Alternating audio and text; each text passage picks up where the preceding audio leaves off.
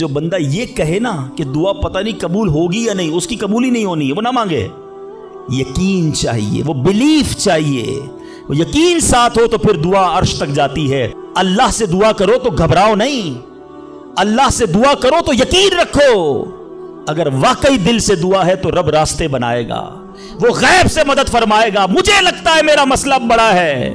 اور پھر میں وہی بات کروں گا کہ جس کی ماں زندہ ہے، خدا کی قسم ماں کی دعائیں لے لو. پوچھو ان سے جن کی ماں چلی گئی ہے. آج جس کی ماں نہیں نا، وہ کس سے دعائیں کروائے، وہ کس سے التجائیں کروائے. سفر پہ ہوتے تھے تو پیچھے کوئی تھا جو مصلی بچھا کر دعا کرتا تھا. ہر تھوڑے دنوں بعد پیغام آتا تھا، بیٹا کدھر پہنچے، بیٹا طبیعت کیسی ہے. ارے ماں سوچو تو صحیح، بیٹے کا کام تھا ماں سے پوچھنا کہ ماں تمہاری طبیعت کیسی ہے. ماں پوچھتی ہے بیٹا تم کیسے ہو. ہم نے راتوں کو اٹھ کر ماں کو جگایا، ماں پیٹ میں درد ہے. کبھی ماں نے ہمیں بتایا کہ میرے پیٹ میں درد ہے بیٹا. اپنی تکلیفیں سہتی رہی، اپنی تکلیفیں سہتی رہی، مگر ہمیں راحتیں پہنچاتی رہی. لے لو دعائیں، یہ دعاؤں کا سائبان ہے. نہ کرو ماں کو تنگ، نہ کرو اسے پریشان. جتنی بھی بڑی پریشانی میں ہونا ماں کے قدموں میں بیٹھ جاؤ کہ ماں میرے لیے دعا کر دے. تمہاری ماں نے دعا کر دی نا، یہ عرش تک جاتی. اور ایک اور بات بتا دوں، کچھ دعائیں وہ ہیں جو ہم کہتے ہیں ماں دعا کر دو، ابو دعا کر دی، یہ الگ بات ہے، وہ کرتے ہیں. اتنی خدمت کرو کہ کہنا نہ پڑے، ماں خود دعا کرے یا اللہ میرے بیٹی کی خیر کر دے. ماں والد خود دعا کرے یا اللہ میرے بیٹے کے بگڑے کام بنا دے. پھر دیکھو کیا ہوتا ہے تمہارے ساتھ. اللہ کے حبیب علیہ الصلوۃ والسلام فرماتے ہیں، جس کا مضمون ہے جب کوئی فاسق، فاجر، گناہگار شخص اللہ کی بارگاہ میں دعا کرتا ہے، اللہ فرشتوں سے فرماتا ہے اس کا کام جلدی کر دو. کیوں؟ فرماتا ہے اس کا مانگنا پسند نہیں آ رہا، اس کی آواز اچھی نہیں، جلدی کام کر دو. اور فرمایا جب اللہ کا کوئی نیک بندہ، رب کا محبوب جب اللہ کی بارگاہ میں دعا کرتا ہے، اللہ فرشتوں سے فرماتا ہے ابھی اس کو نہ دینا، ابھی اس کا کام نہ کرنا، اس کو اور مانگنے دو، مجھے اس کا مانگنا بڑا پسند آ رہا. میں آپ سے پوچھتا ہوں خدا کی قسم، میں جو مانگوں وہ مجھے میرا رب دے دے، یہ اچھا ہے یا زندگی میں ایک دعا میں ایسی کروں کہ اللہ جبریل سے کہے کہ میرے بندے کا کام نہ کرنا، اس کو اور مانگنے دو، اے میرے فرشتوں اور مانگنے دو، مجھے اس کا مانگنا بڑا پسند آ رہا ہے. کاش زندگی میں ایک دعا، مجھے بتاؤ نا، میرا رب یہ کہہ دے کہ میرے بندے کی آواز مجھے پسند ہے، پھر تو میرا کام ہو گیا نا، میرے رب کو میں پسند آ گیا، اس سے بڑی کیا چیز ہے. مگر بدقسمتی ہے اس شخص کے لیے جو اللہ کی بارگاہ میں شکوہ کرتا ہے کہ میرا کام نہیں ہو رہا، میری دعا قبول نہیں ہو رہی. جلدی نہ مچایا کرو، اللہ پر بھروسہ رکھو. اور اب آخری بات سے اور آپ کا کلاؤڈ کلیئر ہو جائے گا. وہ لوگ جو کہتے ہیں پتہ نہیں میرے مسئلے حل کیوں نہیں ہو رہے، میں اللہ کی بارگاہ میں اتنا دعا کرتا ہوں مسئلہ حل نہیں ہوتا. سنو، اب میں آپ کو ایک لاجیکلی مثال دیتا ہوں یا عقلی مثال دیتا ہوں. آپ والد ہیں، آپ میں سے بہت سارے والد ہوں گے، کئی بڑے بھائی ہوں گے، آپ نے بچے پالے ہیں یا کئی ابھی بھی بچے والے ہیں. میں آپ سے سوال کرتا ہوں، آپ کا چھوٹا بیٹا ہو، اسمال چائلڈ، بیمار ہو جائے، گلا خراب، فلو، شدید کھانسی. اب وہ بچہ آپ سے ضد کرے کہ ابو جان میں نے آئس کریم کھانی ہے، میں نے ٹھنڈا شربت پینا ہے، کھانسی بھی ہو رہی ہے، بتائیے آپ پلائیں گے اس کو؟ جواب دیجئے. سب منع کر رہے ہیں نہیں پلائیں گے نا. اچھا اب وہ بچہ رونا شروع کر دے، آپ کے بالکل سامنے بیٹھے چیخے مار رہا ہے، رو رہا ہے. آپ کا ایک دوست بھی ساتھ بیٹھا ہے، وہ ابھی آیا، دیکھا بچہ رو رہا ہے آئس کریم کے لیے، باپ کہہ رہا نہیں کھلاؤں گا. اب دوست کیا کہے گا؟ یار کیسے والد ہو، بچہ رو رہا ہے کھلا دو نا آئس کریم. اس کو پتہ نہیں ساری بات. تو آپ اس کو کیا رپلائی دیں گے؟ آپ کہیں گے میں والد ہوں، مجھے پتا ہے بچے کو کب کیا دینا ہے، ابھی آئس کریم کھلا دوں گا تو گلا خراب ہو جائے گا، یہ اور بیمار ہو جائے گا. اس کو آئس کریم دینا اس سے محبت نہیں ہے، دشمنی ہے. ایسا ہی ہے؟ ذرا بات میرے ساتھ رہیے گا. اب بڑی دل پر ہاتھ رکھ کر میری بات سننا. تم والد ہو، تمہیں پتا ہے بچے کو کب کیا دینا ہے، میرے خالق کو نہیں پتا مجھے کب کیا دینا ہے. ہیں؟ میں مانگ رہا ہوں یا اللہ روزی میں برکت دے، وہ نہیں دے رہا۔ میں مانگ رہا ہوں یا اللہ اولاد دے، وہ نہیں دے رہا۔ میں گر گڑا رہا ہوں یا اللہ کرائے کے مکان میں ہوں، اپنا مکان دے دے، وہ نہیں دے رہا۔ اے مولا میں فلاں ملک میں جانا چاہتا ہوں، ویزے لگانا چاہتا ہوں، نہیں مل رہے ویزا۔ ارے کیوں یقین نہیں رکھتے؟ جتنے ادھر بیٹھے ہو میں آپ سے پوچھتا ہوں، کون ہے جو یہ کہتا ہے میری ماں مجھ سے محبت نہیں کرتی؟ ارے ماں تو وہ ہستی ہے جو اپنے سکھ قربان کر کے ہمیں سخی کرتی ہے، ساری رات ہمارے لیے جاگنے والی ہماری ماں ہے۔ تو جو ماں تکلیف نہیں دے سکتی، وہ ماؤں سے زیادہ پیار کرنے والا کیسے ہماری دعا قبول نہیں کرے گا؟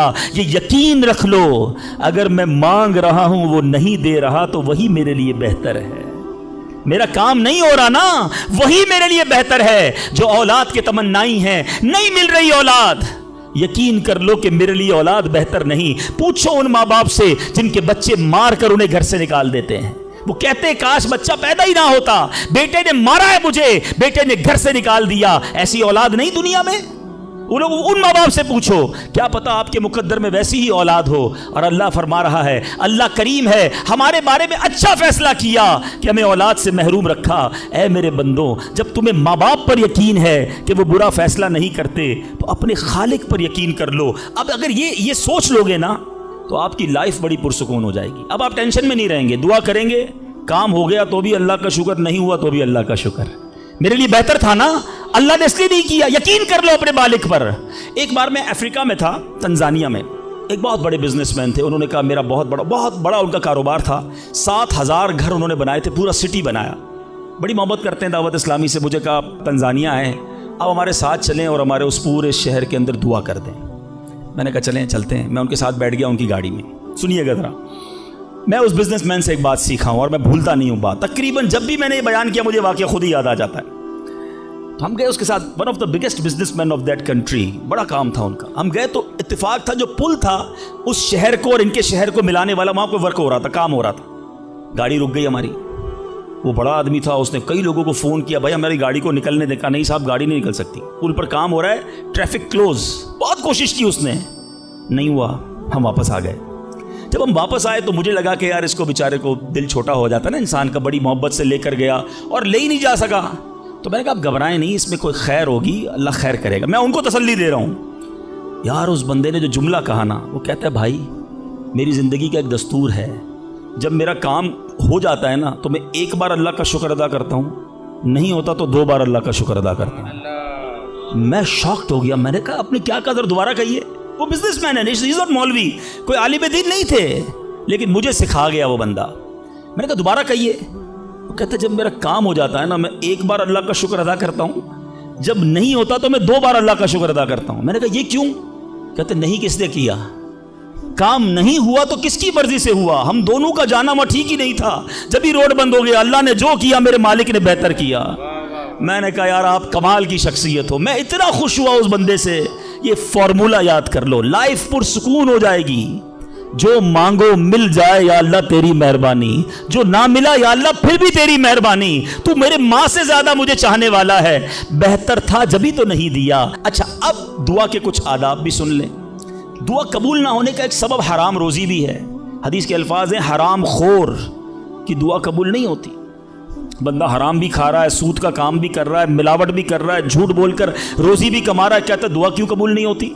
ایک بار حضرت موسیٰ علیہ نبینا علیہ الصلوۃ والسلام نے ایک شخص کو دیکھا، بڑا رو رہا تھا، بڑا گر گڑا رہا تھا، یا اللہ میری دعا قبول کر لے، یا اللہ میری دعا قبول کر لے۔ حضرت موسیٰ نے دیکھا، اللہ سے عرض کی مولا تیرا بندہ کتنا رو رہا ہے، گر گڑا رہا ہے، میرے مالک اس کی دعا قبول کر لے۔ ارشاد ہوا اے موسیٰ یہ اتنا روئے کہ روتے روتے مر جائے، اتنے ہاتھ اٹھائے کہ اس کے ہاتھ آسمان کو چھو لیں۔ اے موسیٰ میں نے اس کی دعا قبول نہیں کرنی۔ عرض کی مولا کیا وجہ ہے؟ ارشاد ہوا اے موسیٰ یہ کھاتا حرام ہے، اس جو لباس پہنا یہ حرام ہے۔ سوچئے اللہ کے نبی سفارش کر رہے ہیں اللہ اس کی دعا قبول کر لے، مگر حرام کھانے والے کی دعا قبول نہیں ہوتی۔ اپنی روزی پاکیزہ کرو۔ آپ میں سارے چاہتے ہیں نا مستجاب الدعوات بن جائیں۔ مستجاب الدعوات کے معنی کیا ہے؟ جس کی ساری دعائیں قبول ہوں، سب چاہتے ہو نا۔ حضرت سعد بن ابی وقاص نے پیارے آقا سے سوال کیا، کیا بیوٹیفل کوسچن کر لیا، ہمارے کام سیدھا ہو گیا۔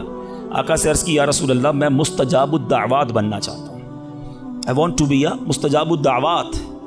نبی پاک نے کوئی لمبا چوڑا، آپ کو تو پورا سلیبس دیا جاتا ہے نا، پی ایچ ڈی کرنا ہے تو اتنی کتابیں پڑھو، ایم بی بی ایس کرنا ہے تو اتنی کتابیں پڑھو، لیکن مستجاب الدعوات تو کمال ہو گیا نا، اس سے بڑی ڈگری ہے کوئی؟ جو دعا مانگو وہ مل جائے. کوئی بڑا سلیبس نہیں دیا نبی پاک نے، اتنے سال روزے رکھو، اتنی تلاوت کرو، اتنے سجدے کرو، اتنے طواف کرو. سنو، ایک لائن میں میرے آقا نے جواب دے دیا، فرمایا اے سعد اپنے لقمے پاکیزہ کر لو تو مستجاب الدعوات ہو جاؤ گے. That's it. غذا پاکیزہ ہو، آپ کی دعائیں قبول ہونا شروع ہو جائیں گی. ایک اور بڑی اہم بات جو مسٹیک کر جاتے ہیں وہ کیا ہے کہ ہم دعا کے اندر فوکس نہیں کرتے. یاد رکھیں، اللہ غافل دل کی دعا نہیں سنتا، یاد رکھیے گا. مثال کے طور پہ ہم دعا کرتے وقت آمین، ابھی ادھر دیکھ رہے ہیں، آمین آمین آمین، بات اللہ سے کر رہے ہو اور دھیان کہیں اور ہے. اس کو میں آپ کی اگزامپل دیتا ہوں. آپ میں سے کئی ٹیچرز بیٹھے ہوں گے، پروفیسر بیٹھے ہوں گے، سیٹھ بیٹھے ہوں گے، والد بیٹھے ہوں گے. آپ کا اسٹوڈنٹ آپ کے سامنے بیٹھا ہے، آپ کا بیٹا آپ کے سامنے بیٹھا ہے، آپ کا ماتحت آپ کے سامنے بیٹھا، آپ اس کو بڑا کوئی بات سمجھا رہے ہیں، بیٹا دیکھو یوں کرنا یوں کرنا ہے. وہ کبھی ادھر دیکھے، کبھی ادھر دیکھے، کبھی موبائل نکال لے. کیسا لگے گا آپ کو؟ کمال ہے یار، میں تم سے بات کر رہا ہوں اور تمہارا دھیان کہیں اور ہے. توجہ سے سنو. آپ کو برا لگتا ہے آپ کا بچہ آپ کی بات نہ سنے. تم رب کی بارگاہ میں ہاتھ اٹھا کر دھیان کہیں اور ہے، کدھر سے دعا قبول ہوگی؟ یہ بے ادبی ہے. بارگاہ الہی میں حاضر ہیں تو بس فوکس، پتہ چلے میں کس کے دربار میں ہوں، آنکھیں جھکی ہوں، ادب سے بندہ بیٹھے وضو کر کے، ہیں اس کا خیال مالک کے دربار کی طرف ہو کہ غلام ایک مجرم بادشاہ کے دربار میں ہاتھ اٹھائے بھکاری بن کر حاضر ہوا ہے. پھر دیکھیں کیسے عطا ملتی ہے. ایک اور مسٹیک دعا قبول نہ ہونے کا ایک سبب، اور وہ ہے یقین. ایک بڑا پرابلم یہ ہے، بندہ کہتا ہے یار چلو مانگ لیتے ہیں، باقی ہوتی نہیں اپنی دعا قبول. ایک واقعہ مجھے یاد آیا.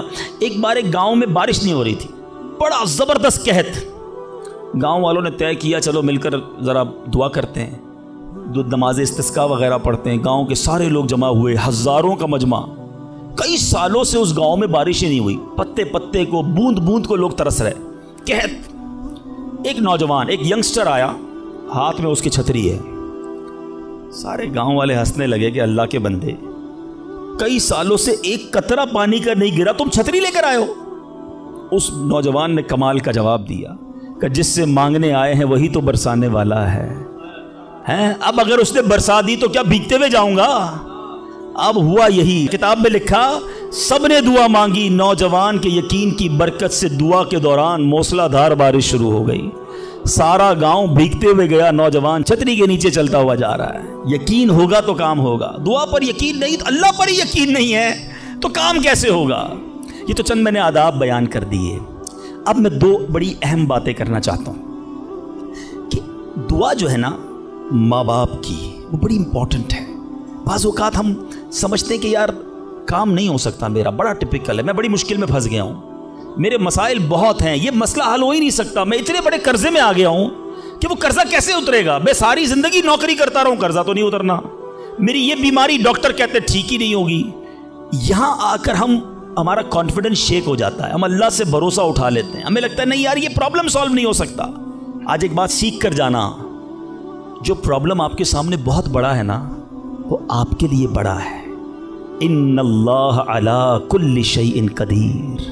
میرا مالک جب چاہے جیسے چاہے حکم فرمائے اور مسئلہ حل ہو سکتا ہے. اب میں آپ کو اس کو لاجیکلی سمجھاتا ہوں. ایک آپ نے دیکھا ہوگا آپ کے گھر میں چونٹیاں چلتی ہیں، بازوں کا چونٹیاں ہوتی ہیں نا. اب چونٹی جا رہی ہے، آپ اس کے سامنے سیب رکھ دیں. اب چونٹی کی طرف رہ کر سوچیں، چونٹی دیکھے گی اتنی بڑی چیز سیب، چونٹی کے لیے وہ سیب پہاڑ ہے، چونٹی ہٹا سکتی ہے اس کو؟ نہیں. وہ کیا کرے گی؟ کھڑی رہے گی یا تو راستہ بدل دے گی. یار اتنی بڑی چیز سامنے آ گئی، میں تو کچھ نہیں کر سکتی. وہی سیب آپ واپس اٹھا کے جیب میں رکھ لیں، چونٹی کا راستہ کلیئر. بات سمجھ رہے میری؟ سیب چونٹی کے لیے کیا تھا؟ پہاڑ. آپ کے لیے کیا ہے؟ سیب. آپ نے اٹھایا واپس جیب میں رکھ لیا، چونٹی کے سامنے سے پہاڑ ہٹ گیا. جو پرابلم میرے اور آپ کے سامنے ہے نا، میرے لیے پہاڑ ہے، آپ کے لیے پہاڑ ہے. آپ کو لگتا ہے سالو ہی نہیں ہو سکتا. ان اللہ علی کل شیء قدیر. وہ جب چاہے جیسے چاہے منٹوں میں، منٹ بھی زیادہ ہیں، سیکنڈوں میں پرابلم سالو کرتا ہے۔ دل سے دعا مانگو۔ اب میں آپ کو ایک واقعہ سنا، ایک ڈاکٹر کا بڑا ہی زبردست واقعہ میں نے کتاب میں پڑھا۔ ڈاکٹر احمد اس شخص کا نام تھا، ایک کنٹری میں وہ بڑا زبردست ڈاکٹر تھا اور one of the biggest doctor of that country. حکومت نے پلان کیا کہ اس ڈاکٹر کو کنٹری کا سب سے بڑا ایوارڈ دینا ہے، سب سے بڑا انعام۔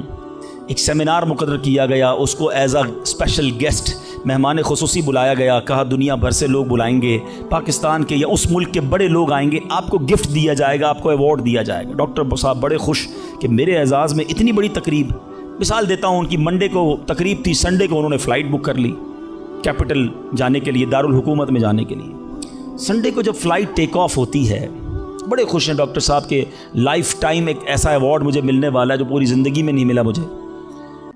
فلائٹ ٹیک آف ہوئی اور جہاز جو ہے وہ جیسے ہی ٹیک آف ہوا تھوڑی دیر بعد موسم خراب ہو گیا، جہاز میں بڑے ہچکولے آنے لگے، بڑی گھبراہٹ ان کو ہو گئی، ایسا لگا کہ جہاز کہیں حادثے کا شکار نہ ہو جائے۔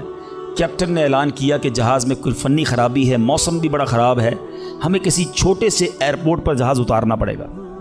اس جہاز کو ایک چھوٹے ایئرپورٹ پر خیریت سے لینڈ کروایا گیا، سب لوگوں نے سکون کا سانس لیا۔ ڈاکٹر صاحب پریشان تھے کہ مجھے آج کسی صورت بھی کیپٹل دارالحکومت پہنچنا ہے، کل ایوارڈ میرے لیے ہے، ساری دنیا آنی ہے اور میں نہیں پہنچ سکا۔ ڈاکٹر صاحب ویٹ کرتے رہے کہ اب کب اڑے گا۔ ایئرپورٹ کے عملے نے کہا کہ حضور آج جہاز نہیں اڑ سکتا، یہ جہاز میں ایسی خرابی ہے، ہمارا ایئرپورٹ بھی بہت چھوٹا ہے، ہمارے یہاں کوئی ٹیکنیکل اسٹاف نہیں ہے، یہ کل ہو سکے گا۔ ڈاکٹر صاحب کہے میں مر جاؤں گا، بہت بڑا پرابلم ہو جائے گا، مجھے کل بہت بڑا ایوارڈ ملنا ہے، مجھے کیپٹل پہنچنا ضروری ہے۔ کہ دیکھیں اگر آپ نے واقعی وہاں پہنچنا ہے نا تو اس کا آسان حل یہ، آپ گاڑی کرائے پہ لیں، جہاں جانا ہے وہ 6-7 گھنٹے کی ڈرائیو ہے، آپ رات تک پہنچ جائیں گے، آپ جہاز کا انتظار نہ کریں۔ ڈاکٹر صاحب کو مشورہ سمجھ آیا، رینٹ کار لی، گاڑی ڈرائیو کرنا شروع کی، سارے راستے